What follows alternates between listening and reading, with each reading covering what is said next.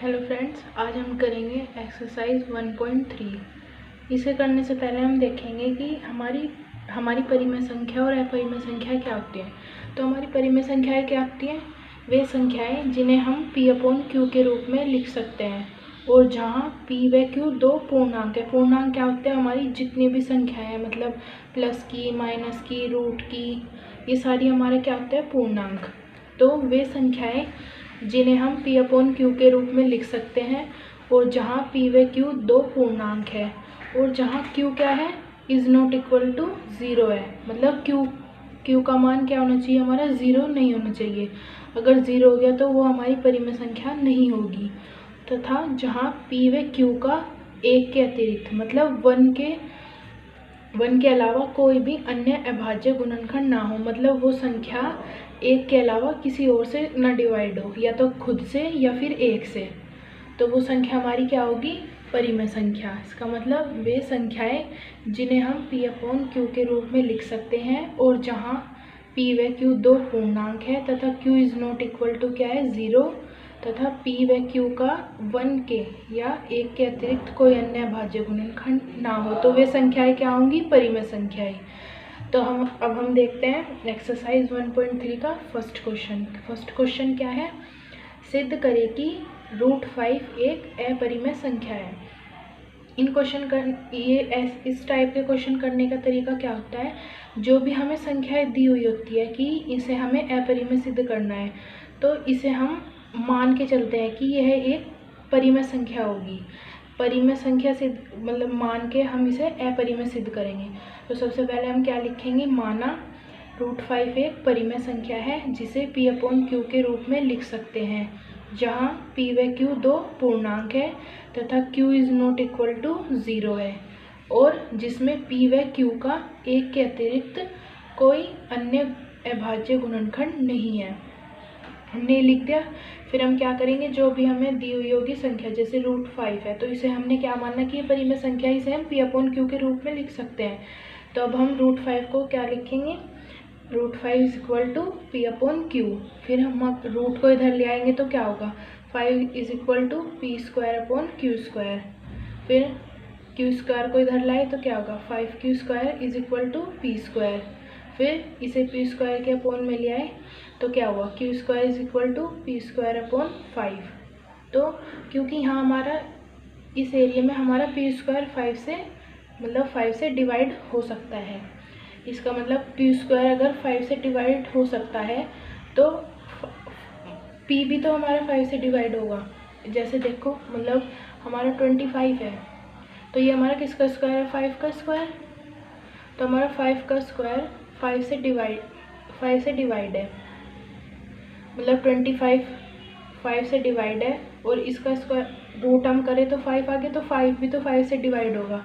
इसी तरह यहाँ पे अगर P² 5 से डिवाइड है तो P भी 5 से डिवाइड होगा। तो हम ये यहाँ पे लिख देंगे कि क्योंकि P² 5 से विभाजित है इसलिए P भी 5 से विभाजित होगा। फिर अब हम इस क्वेश्चन में क्या करेंगे?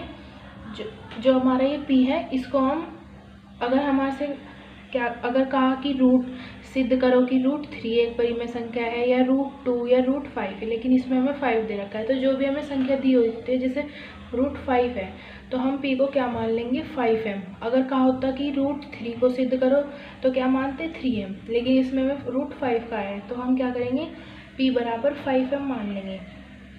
फिर हम ये उतारेंगे 5Q² बराबर क्या है? P², और हमने P² को क्या मानना? 5m। तो ये क्या बन गया? 5Q² is equal to 5m का होल स्क्वायर। इसका होल स्क्वायर खोला तो क्या होगा? 25m²। फिर इस वाले 5 को हम इधर ले आए तो इससे इसको डिवाइड करा तो क्या बना? Q² is equal to 5m²। फिर इस 5 को Q के अपोन में ले आए तो m² is equal to Q²/5। तो यहाँ भी यही वाली बात होगी, क्योंकि Q² 5 से विभाजित है इसलिए Q भी क्या होगा? 5 से विभाजित होगा। लेकिन हमने क्या पढ़ा था कि जो परिमेय संख्या होती है उसमें 1 के अतिरिक्त वो किसी और से डिवाइड नहीं हो सकता, मतलब उसका कोई 1 के अलावा कोई और अभाज्य गुणनखंड नहीं हो सकता। लेकिन यहाँ P भी 5 से डिवाइड है और Q भी 5 से डिवाइड है, तो 1 तो है ही नहीं, ये 1 के अलावा भी 5 से डिवाइड हो रहा है। तो अब हम क्या लिखेंगे कि क्योंकि यहाँ पर p व q का एक अभाज्य गुणनखंड 5 भी है, मतलब 1 नहीं है, 5 इस 1 के अलावा 5 भी है, जो कि हमारी कल्पना के विरुद्ध है कि हमने क्या माना था कि p व q का 1 के अतिरिक्त कोई अन्य गुणनखंड नहीं होगा, लेकिन यहाँ 1 के अलावा क्या है 5, इसलिए जो हमारी √5 है ये क्या होगी, एक अपरिमेय संख्या होगी। और यही हमें क्या करना था, सिद्ध करना था। अब हम ऐसे ही देखते हैं दूसरा क्वेश्चन। दूसरा क्वेश्चन क्या है, दूसरा क्वेश्चन है सिद्ध कीजिए कि 3 + 2√5 एक अपरिमेय संख्या है। इसमें भी हम सबसे पहले क्या करेंगे, माना 3 + 2√5 एक परिमेय संख्या है जिसे हम p/q के रूप में लिख सकते हैं, जहाँ p व q दो पूर्णांक है और q ≠ 0 है और p व q का 1 के यानी 1 के अतिरिक्त कोई अन्य अभाज्य गुणनखंड नहीं है। तो यहाँ भी हम ये करेंगे 3 + 2√5 = p/q। तो फिर इस 3 को इधर ले आएंगे तो किस में हो जाएगा, माइनस में, तो 2√5 = p/q - 3। फिर इसका एलसीएम लेंगे, क्या एलसीएम आएगा, q, तो यहाँ क्या p - 3q। फिर इस 2 को हम ये इधर इंटू में, तो इधर क्या हो जाएगा, डिवाइड में आ जाएगा, तो √5 = p - 3q/2q। तो हमारा परिमेय संख्याएं क्या होती है जिसे हम p/q के रूप में लिख सकते हैं। तो हमारा ये क्या आ गया, ये p/q के रूप में आ गया, और जहाँ पे हमारा p व q क्या है, पूर्णांक है दोनों, क्योंकि हमने माना हुआ है। तो उसका मतलब ये जो इतना एरिया है ये हमारा क्या हुआ, एक परिमेय संख्या होगी। लेकिन ये इतना एरिया हमारा किसके बराबर है, और √5 के बराबर है। और हमने अभी सिद्ध करा है कि √5 क्या है, एक अपरिमेय संख्या है। इसका मतलब जब ये इसके बराबर है और ये अपरिमेय संख्या है तो ये भी अपरिमेय संख्या होगी, क्योंकि ये √5 के बराबर है। तो इसका मतलब ये भी अपरिमेय संख्या है और ये भी अपरिमेय संख्या है। तो हम लिख देंगे इसलिए 3 + 2√5 एक अपरिमेय संख्या है। ये हमें प्रूव करना था। एक बार वो देखेंगे इस वाले क्वेश्चन को। इसमें हमें क्या सिद्ध करना है कि 3 + 2√5 एक अपरिमेय संख्या है। तो हमने इसे p/q के बराबर लिख दिया, फिर इसे इधर ले आए, इनका एलसीएम लिया, फिर 2 को इसके डिवाइड में आए, तो क्योंकि ये p/q के रूप में लिखी है, इसका मतलब ये परिमेय संख्या है और p और q पूर्णांक भी है। लेकिन हमें पता है कि जो √5 है वो एक अपरिमेय संख्या है, ये हमने फर्स्ट क्वेश्चन में सिद्ध करा है। तो ये क्योंकि ये दोनों बराबर है और ये अपरिमेय संख्या है, तो ये भी अपरिमेय संख्या होगी। इसका मतलब ये पूरी संख्या क्या है, अपरिमेय। और ये पूरी संख्या किससे आई, 3 + 2√5 से। तो हमारी 3 + 2√5 क्या होगी, एक अपरिमेय संख्या होगी। और यही हमें प्रूव करना था। अब हम देखेंगे थर्ड क्वेश्चन। थर्ड क्वेश्चन क्या है कि सिद्ध कीजिए कि निम्नलिखित संख्याएं अपरिमेय है। ये अपरिमेय, निम्नलिखित अपरिमेय संख्याएं हैं, ये हमें सिद्ध करना है। तो फर्स्ट पार्ट क्या है इसका, 1/√2। इसे भी हम उसी मेथड से सोल्व करेंगे। तो सबसे पहले हम क्या लिखेंगे, माना 1/√2 एक परिमेय संख्या है जिसे p/q के रूप में लिख सकते हैं, जहाँ p व q पूर्णांक है और q ≠ 0 है, तथा p व q के 1 के अतिरिक्त यानी 1 के अतिरिक्त कोई अभाज्य गुणनखंड नहीं है। तो इसे हम कैसे लिखेंगे, 1/√2 = p/q। इसकी क्रॉस मल्टीप्लाई करेंगे तो क्या होगा, √2p = q। फिर इस p को इसके डिवाइड में ले आएंगे तो क्या होगा, √2 = q/p। फिर इसका रूट हटाएंगे तो इधर स्क्वायर हो जाएगा, तो 2 = q²/p²।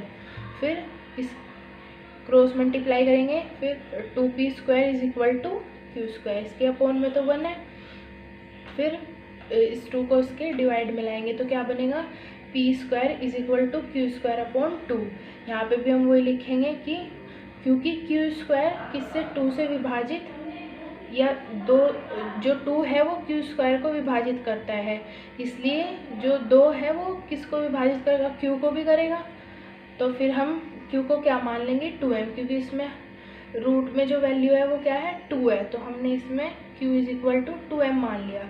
फिर इसमें q का क्यू जो हमने माना उसकी वैल्यू रख दी। तो 2p² is equal to Q square हमने क्या माना 2m, तो 2m का होल स्क्वायर, तो 2p² is equal to 4m square. फिर इस 2 को इधर डिवाइड में लिया है, तो p² is equal to 4m square upon 2 से इसको डिवाइड किया तो क्या हुआ p² is equal to 2m square.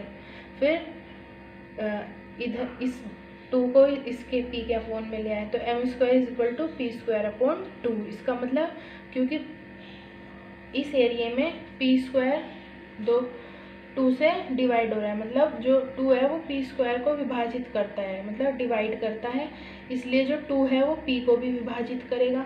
लेकिन ये हमारा क्या हो गया, हमने तो माना था कि p व q 1 के अलावा किसी और से डिवाइड नहीं हो सकता, लेकिन इसमें तो ये 2 से डिवाइड हो रहा है। इसका मतलब इसका 1 के अलावा क्या अभाज्य गुणनखंड क्या हो गया 2, लेकिन हमारी जो परिमेय संख्याएं होती हैं वे केवल 1 से डिवाइड होते हैं, मतलब उसका जो अभाज्य गुणनखंड होता है वो केवल 1 होता है।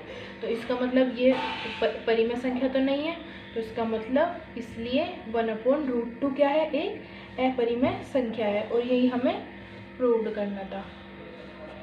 तो ये हमारा इसका क्या हो गया सॉल्यूशन।